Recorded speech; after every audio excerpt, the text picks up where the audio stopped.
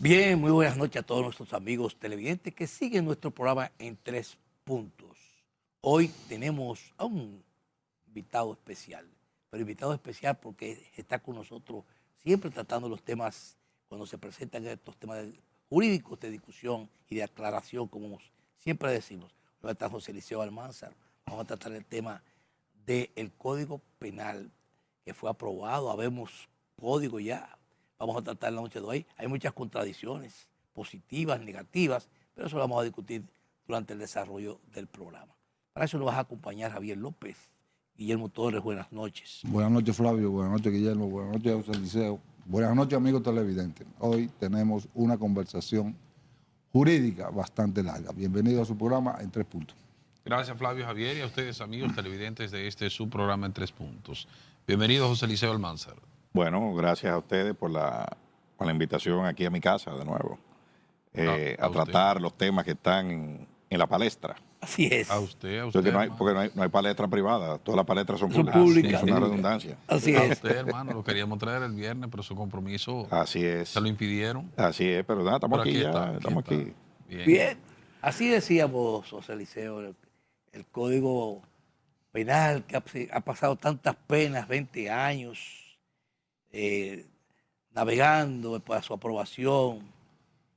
Y si contamos de 1848, 1448, 1800, que tiene muchísimos años, entonces hay que echarle soga porque eso es el código napoleónico que se tomó en su momento y venía con una serie de incongruencias y situaciones negativas a todo lo que ha sido el desarrollo del crecimiento que ha tenido el mundo. Y nosotros como país, naturalmente también estamos con un código totalmente anacrónico de muchos años. Bueno, por fin, aunque no está en lo que muchas personas han querido, pero por lo menos se está trabajando en él. Y para eso tenemos al doctor José Liceo Almanzar para que nos diga las bondades o las desbondades que puede tener este código con la ley 7425, que lo apoya, y nos da a conocer, porque hay muchos juristas también importantes que están en contra de lo que ha sido la aprobación por su incongruencia, como decíamos, y muchos temas que quizás van en contra de muchos sectores, incluso hasta de la propia mujer. Adelante, José Liceo. Bueno, yo creo que debemos empezar a hacer un poco de historia, ¿no? De lo que ha sido este largo periodo de debate que ha tenido esta pieza en la República Dominicana. Empezamos porque era un código de 1804 que fue adoptado oficialmente en República Dominicana en 1884. O sea, cuando esa legislación fue traducida e incorporada a la legislación dominicana, pues ya tenía 80 años en Francia. Que en esa época las leyes no evolucionaban tan rápido como lo hacen hoy en día, pero ya sí era una pieza legislativa que tenía 80 años de antigüedad. Estamos en el año 2025, o sea que tenemos... Por eso es vegetativo. Tenemos 221 años.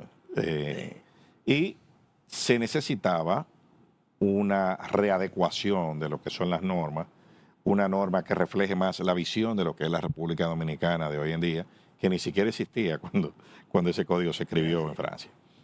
Entonces, así las cosas, pues comienza este proceso de discusión. La República Dominicana vivió en todo a lo largo de toda ese larguísimo periodo, todo tipo de gobiernos, todo tipo de sociedades que eran prácticamente aldeas rurales, hasta ser vamos a decir, la República Dominicana de hoy, que tiene ciudades con varios millones de habitantes, como Santo Domingo, el Distrito Nacional, y tiene un tejido social muy distinto al que se ha ido, e institucional también. Entonces, estamos en la era de las garantías, estamos en la era de la institucionalidad, y ese código viene precisamente a tratar de alinear la República Dominicana, la sociedad dominicana, con la nueva realidad. La discusión tiene décadas, ciertamente, y hubo intentos y se llegó a progresar bastante. Recordamos que en la administración del presidente Medina, esta pieza fue aprobada e incluso promulgada por el presidente Danilo Medina y fue objeto de una acción en inconstitucionalidad y declarada inconstitucional. Y así ha ido dando tumbos. El país se ha visto inmerso en otras tareas. Cuando se acercan los periodos electorales, pues esto se abandona. Pero no quiere decir que no se haya tomado, que no se haya legislado en diferentes áreas, tipificando conductas como punitivas. Teníamos la ley, por ejemplo, 5307 de crímenes y delitos de alta tecnología, ahora está incorporada allí. Tenemos la ley que castiga el terrorismo, ahora está incorporado allí. Y la ley de violencia intrafamiliar y muchísimas otras legislaciones que se fueron aprobando a lo largo de todo este tiempo y ahora están incorporadas en la nueva norma, que es el código que promulgado y que con un vacatio legis, o sea, un periodo de un año para su entrada en vigencia en la República Dominicana. Sí, un vacatio es un periodo en el que no se aplica, pero que ya está, la norma está aprobada para adecuar el sistema a la nueva normativa y que se le dé la más amplia difusión posible para que los operadores de justicia y la sociedad en general pues tomen conocimiento de la misma. José Eliseo, las tres causales es una discusión que viene en la sociedad dominicana desde el gobierno de Leonel Fernández, del primer gobierno de Leonel Fernández. Ya de eso han pasado 4 gobiernos. Todos han hecho una promesa de campaña sobre las tres causales que al final, o en este caso, se ha tirado por la borda. Mira, yo creo que aquí el tema de las tres causales, mucha gente está clara con lo que hay que hacer. Lo que pasa es que no se quiere asumir el costo político que eso implica. Yo, en mi caso particular, lo apoyo totalmente, las tres causales. Yo creo que, y sobre todo en un país con un problema social como el de la República Dominicana, donde tenemos una generación de abuelas treintañeras que han sido víctimas todas de algún tipo de violencia sexual, usualmente por gente del entorno cercano o en algunos casos pues por otros individuos. Yo no entiendo realmente la lógica de que una niña de 12 años a una niña de 14 años se le obligue a llevar a término un embarazo. O sea, la verdad es que no entiendo desde ninguna óptica, ni de la óptica religiosa, ni de la óptica de ninguna clase de lógica. Hermano, analízalo desde el punto de vista constitucional, como especialista que tú eres en materia constitucional, porque habla desde la concepción. La Constitución tiene varias, sí, pero ningún derecho es absoluto. La Constitución habla también de la protección de la dignidad de la persona. La Constitución habla también de la protección a los menores como obligación esencial del Estado. Entonces, una menor embarazada tiene que ser protegida por el Estado dominicano. Y la manera de protegerla no es obligándola a llevar a término un embarazo que se produce en esas circunstancias. La manera de protegerla es precisamente interrumpir el embarazo para que continúe su desarrollo social, académico y hasta físico en muchos casos, que son niñas de 11, de 12, de 10 años que quedan embarazadas, por un lado. Por otro lado, también está el tema de la viabilidad, del tema de interrumpir el embarazo cuando hay una inviabilidad que es incompatible con la vida. Cuando se adoptó el criterio de permitir, cuando se reguló la interrupción del embarazo en Estados Unidos, Roe versus Wade, fue en los años 60. Los medios tecnológicos que había en esa época permitían de calcular la viabilidad de la vida a partir de los 3 meses. Una criatura probablemente de 6 meses en ese momento no se salvaba, por lo que no habían los medios técnicos. Hoy en día eso no es así. La viabilidad se puede calcular con mayor precisión por los medios técnicos de los que se disponen. De hecho, hay especialidades médicas que no existían. Para la década de los 60, claro, para atender enfermedades, por ejemplo, cardiopatías congénitas, problemas respiratorios congénitos que vienen precisamente en criaturas que tienen etapas de desarrollo muy prematuras. O sea que muy irregular. Hay mucha... la tecnología ha avanzado mucho, pero nosotros hemos ido a Marte, hemos mandado naves a Marte, no hemos mandado gente, pero estamos casi en eso. Sin embargo, no hemos sido capaces de encontrar un método preciso para saber cuándo se produce la concepción.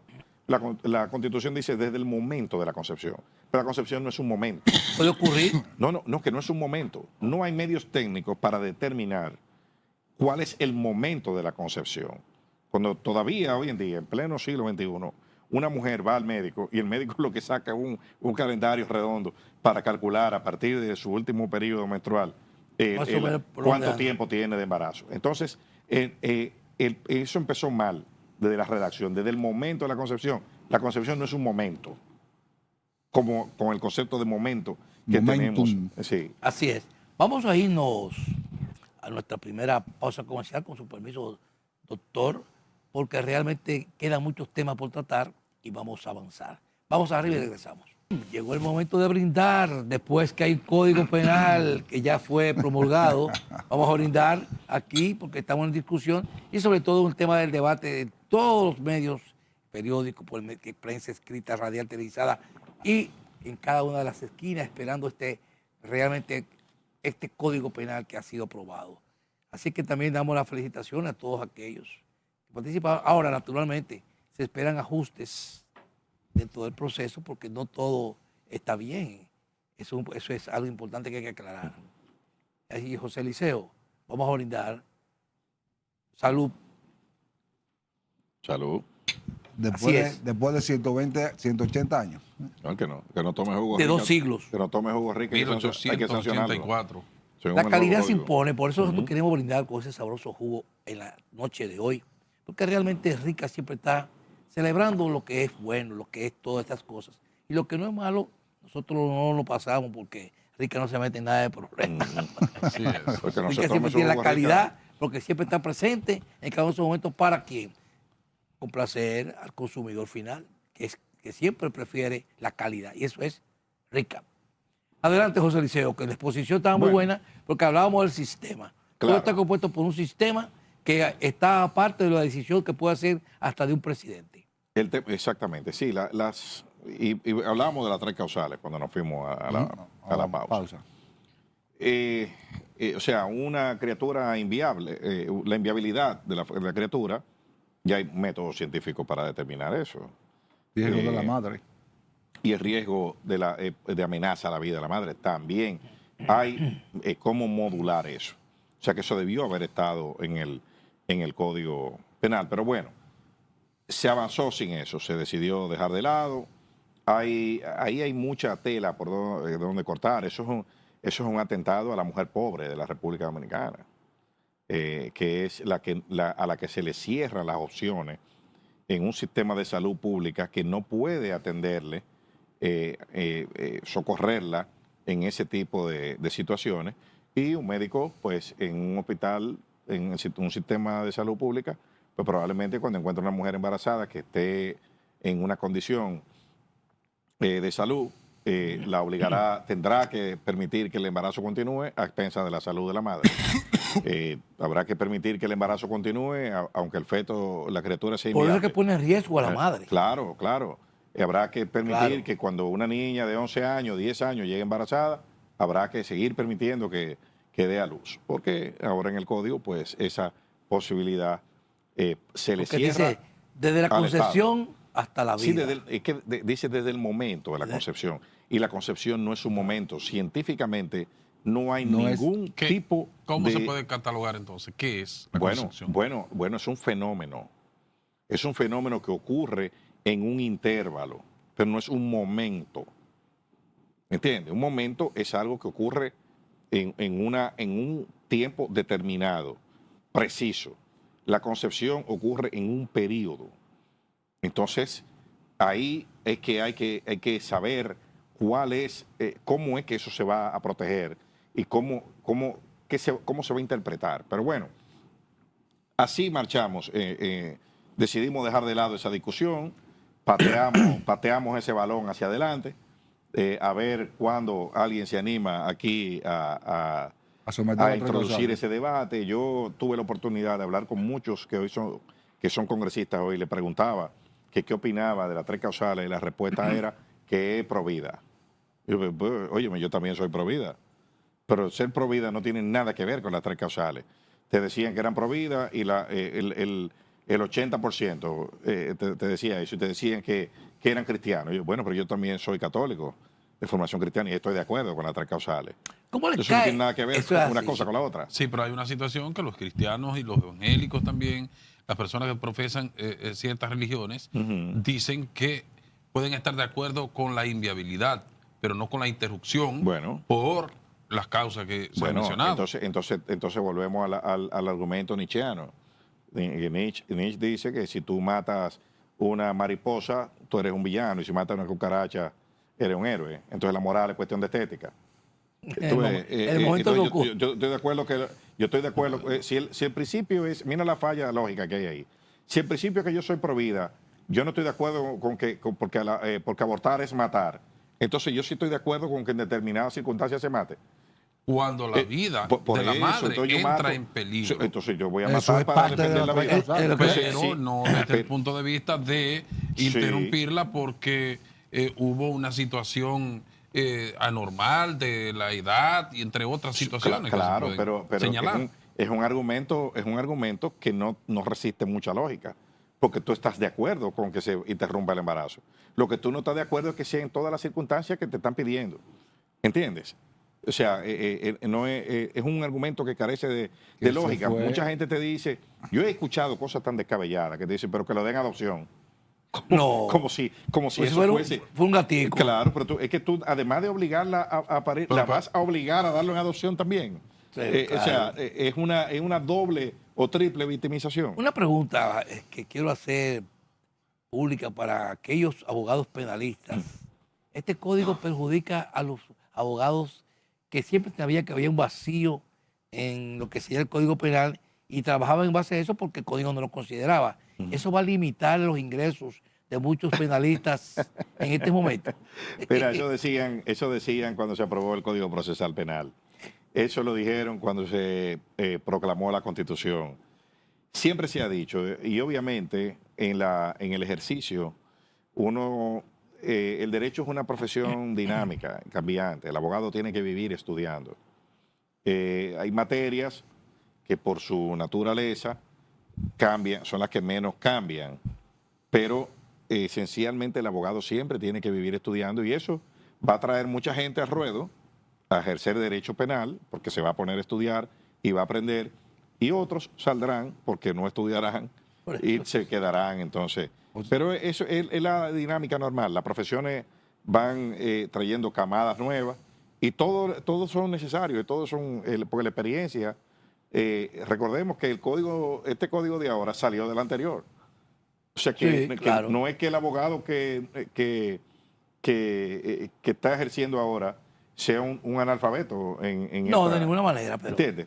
Pero si no se actualiza, va a tener problemas. Va a tener que empezar a arrancar con un sistema. Sí, porque una buena parte de este código va a tener que construirse en la casuística, en la jurisprudencia. Ahí hay cosas que va a haber que interpretarlas y tendremos que ver cómo los tribunales van aquilatando todo eso y qué se va a considerar, porque hay cosas que no están definidas en el código. Eso, la jurisprudencia y la casuística serán las que la determinen. José Eliseo, después de tener un código de 200 años, se supone que hemos actualizado la sociedad dominicana a través del Código Penal. Actualizado. Este código contempla la realidad penal de la República Dominicana moderna.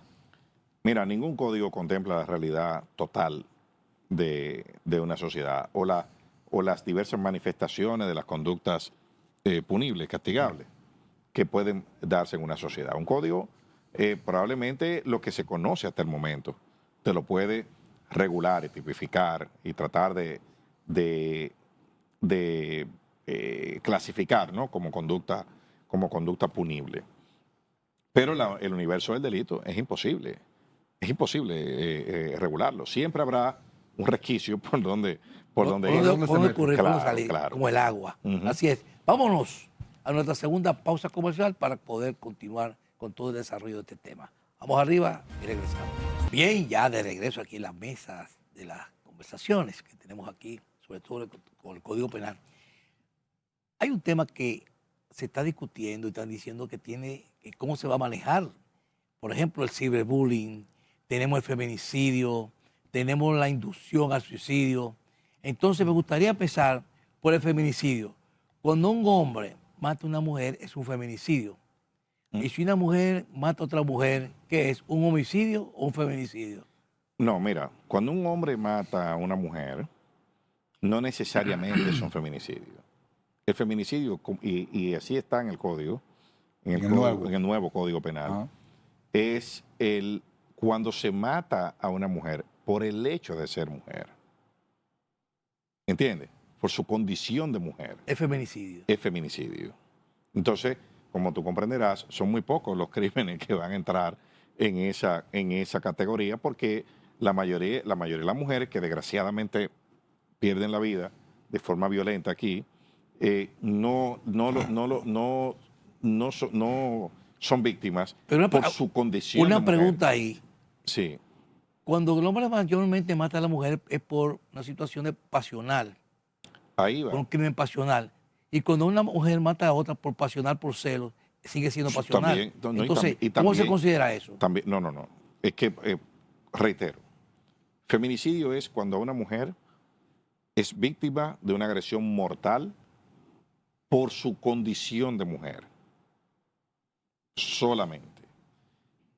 Cuando ella pierde la vida, fruto de una agresión, en otras circunstancias, entonces eso se encuadra dentro de otros tipos penales.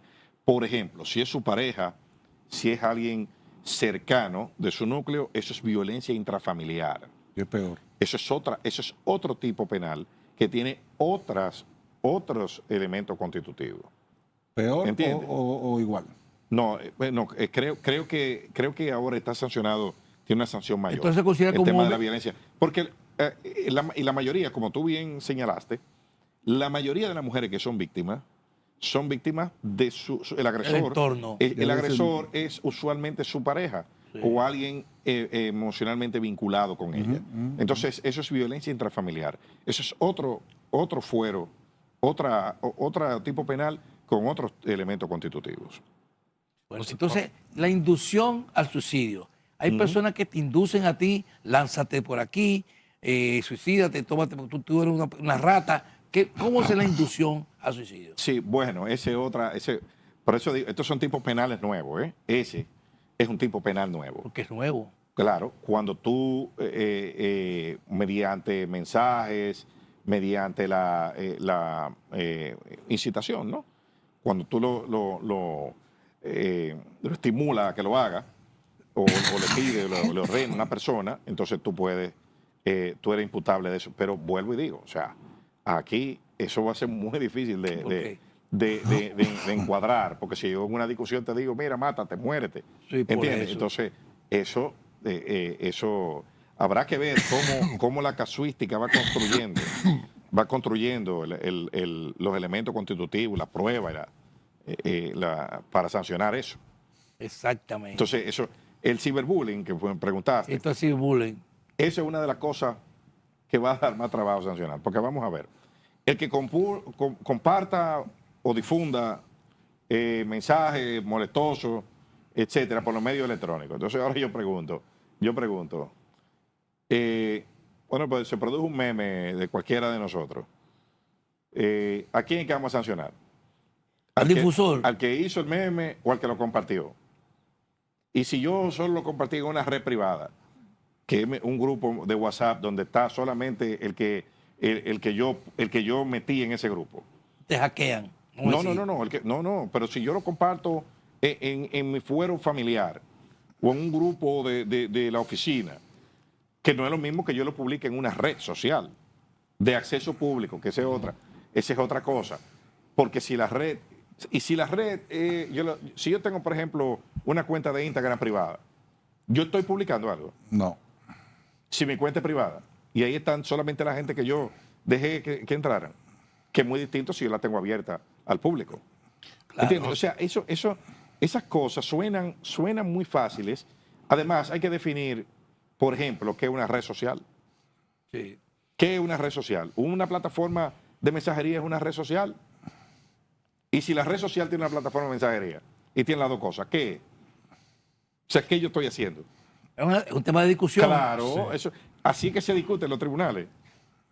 Y por eso es que muchas cosas que uno cree que son de una manera, que están muy claras, resulta que la decisión es exactamente contraria. El presidente de la Semanal en el día de hoy precisamente dijo que no es el código perfecto, que no todo está correcto, pero que de algo había que partir y que es más beneficioso que perjudicial que permaneciera en la anterior a lo que se ha aprobado, que se ha avanzado después de 1884, que no se hacía una modificación integral como esta. Yo pienso lo mismo. No hay ley perfecta, hay ley posible. Esto fue lo que se pudo construir con el nivel de consenso que hay en la sociedad. Fíjense que la oposición lo apoyó en el Congreso y obviamente yo hubiese querido que detuviesen las tres causales. Probablemente yo hubiese querido que las cosas se manejen de otra forma, pero fue lo mejor que se pudo lograr y ahí hubo un esfuerzo, ahí se trabajó mucho. Las dos cámaras, se hizo un trabajo encomiable. Ambos, La exposición de los equipos técnicos de ambas cámaras trabajaron muchísimo y hay que ver, porque en el camino se va a ir acomodando la carga. Sí, Probablemente claro. esto va a ir al Tribunal Constitucional y no sabemos lo que va a salir de ahí. Precisamente esa era una pregunta que iba a hacer. Hemos visto algunos juristas que dicen que hay situaciones que pueden llevar a que se eleve un recurso ante el Tribunal Constitucional para que se declaren algunos aspectos, tanto de procedimiento a nivel de la aprobación de esta pieza legislativa, como de algunos también artículos que riñen con la Constitución. Sin embargo, también, y dos preguntas en una, vemos que uno de los jueces del Tribunal Constitucional, en el caso de José Alejandro Vargas, se pronunció y dijo que él criticó que algunas penas leves entendía que eran muy excesivas. ¿Cuáles implicaciones podría tener esta declaración del juez? Y de igual manera también cómo se pueden ver, asociada con la primera pregunta. Bueno, la primera pregunta, muy probablemente algunos artículos de eso van a ir al Tribunal Constitucional en acciones directas de inconstitucionalidad. También me llama la atención y es que es donde podría generarse algún problema de constitucionalidad con esta ley, es el tema del procedimiento. Esto se aprobó de una forma rápida, había muchas observaciones que se hicieron en el Senado, en una Cámara y en otra, y a mí me queda la duda de si esto se conoció de forma apropiada, como manda la norma, si los reglamentos legislativos se cumplieron de las cámaras. De no ser así, o sea, de detectarse algún incumplimiento, entonces eso anula la norma completa. Vamos a irnos a la pausa porque se dice que ese código debe empezar en el mes de agosto. Entonces, si van a ver todas esas revisiones y puede pasar a otro proceso de revisión en el Constitucional, eso no va a ser para ahora. Pero vamos a irnos a la pausa y regresamos. Bien, ya en los minutos finales del programa, para todos aquellos que se conectan con nosotros, en estos momentos estamos aquí con el doctor José Eliseo Almanza, hablando y analizando los temas que son los que están más en el tapete de discusión del Código Penal 7425. Decíamos antes de la pausa, José Eliseo, que realmente el código está vigente, que entra ya a partir del mes de agosto, tiene un año para hacer todos los ajustes que sean necesarios. Pero su aplicación, cualquier delito que se cometa puede ser consultado con este código. Vamos, quedó una pregunta pendiente que es interesante. Yo voy a contestar esa también. Tú me preguntabas sobre lo que decía juez. del juez, el magistrado José Alejandro Vargas. Mira, la preocupación de él es legítima. En muchos casos se eliminó lo que se llama el péndulo punitivo, el famoso columpio punitivo, que es lo que es la potestad que le confería el código que tenemos todavía vigente al juez para sancionar en un rango. Por ejemplo, homicidio de 3 a 20 años. ¿Cuál es la preocupación del magistrado Vargas? Que muchas infracciones, eso se eliminó y se colocó una sola... Lineal. No, una sola posibilidad, 10 años. Entonces, él dice que cuando haya pluralidad de imputados, por ejemplo, si todos nosotros andamos en un vehículo y uno de nosotros saca un arma y va y le quita la vida a otra persona, y ese fuese uno de esos artículos, a todos hay que sancionarnos con la misma pena. ¿Por qué? Porque estamos todos imputados por el mismo delito. Entonces, él lo que dice es que al cerrar esa posibilidad de sancionar, puede producir problemas en la práctica, porque recuerden que hay un principio que es una norma fundamental del debido proceso, que es la formulación precisa de cargos. A usted hay que decirle qué usted hizo. No que usted estaba ahí, no. Usted manejó el carro, usted le dio el arma, usted le señaló a la víctima, usted, ¿entiende? A cada uno de nosotros hay que señalarnos cuál es nuestra participación de forma precisa para, en función a eso, determinar la sanción. ¿Qué pasa? Que ahora eso en algunas infracciones se elimina y entonces él dice que habría que sancionar a todo el mundo por igual y que se corre el riesgo de sancionar de manera excesiva algunas conductas que no, o colocar sanciones que no vayan en proporción a la participación de ese imputado. Entonces eso es lo que dice. Sobre lo otro, la vigencia, la ley tiene un vacatio de 1 año, pero está vigente en el sistema, pero no se aplica hasta dentro de 1 año. ¿Entiendes? ¿Me entendieron? Pero se puede someter el Ministerio Público. No te puedes someter con nada de este código porque la ley no se está aplicando. Está vigente, pero tiene una entrada de aplicación diferida hasta dentro de 1 año. O sea que este código sobrevive 1 año más, el que tenemos ahora. Aprovechenlo. Así es. Pero este es un código muy garantista, el que estamos aplicando ahora. No, porque las garantías procesales están configuradas en el Código Procesal Penal, que dicho sea de paso, según hay una sentencia del Tribunal Constitucional que declaró 107 o 108 artículos del Código Procesal Penal que tenemos ahora inconstitucionales.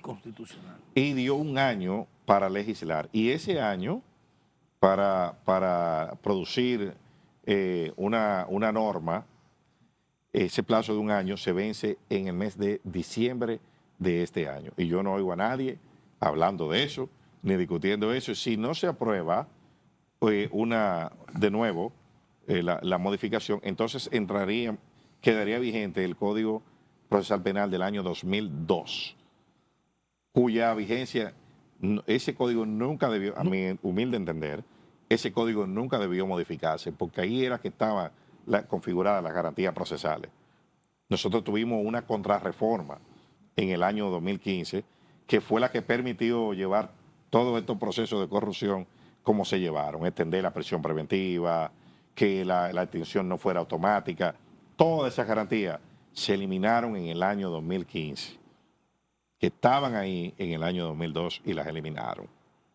Entonces, si no se aprueba una legislación nueva, volvemos al sistema de 2002, que, repito, nunca debieron modificarlo. Ahora, José Eliseo, por eso no, porque tú tienes que en el Congreso, el Tribunal Constitucional, con las candidaturas independientes, ordenó y los diputados dijeron que no lo van a aprobar. Bueno, lo que pasa es que ahí no hay una legislación,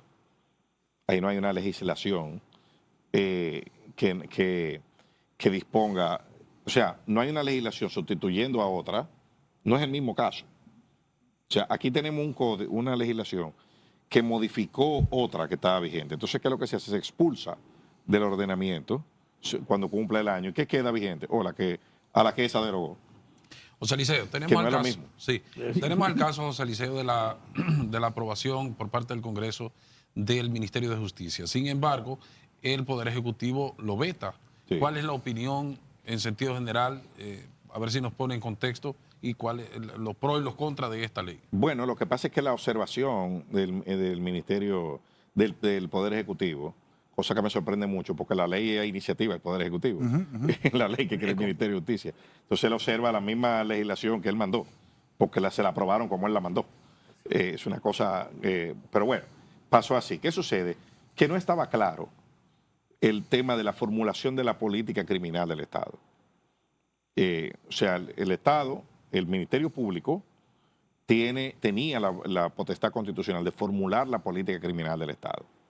Entonces, había un posible problema de antinomia en la ley que crea el Ministerio de Justicia, que no aclaraba que era ese ministerio el que tenía que servir de canal para que el Estado pudiese implementar la política criminal del Estado. Entonces, es otra redacción lo que se está proponiendo allí. Pero esa ley me parece a mí que habría que aprovechar la oportunidad para mejorarla, porque tiene muchas cosas que se pueden prestar a prácticas negativas, como la politización excesiva del aparato judicial. Porque esa ley no tiene inelegibilidades, ni para los ministros. O sea, para usted ser, por ejemplo, Procurador General de la República, usted tiene que no tener militancia política durante una cantidad de X de años. Pero para ser ministro de Justicia, usted puede ser un compañero del partido. Sí. Y lo pueden poner ahí. Pero no solo usted y todos los viceministros pueden ser compañeros del partido y no hay ningún problema. Entonces hay como un choque, ¿no? Una contradicción. Y eso habría que mejorarlo, creo yo, en una nueva legislación.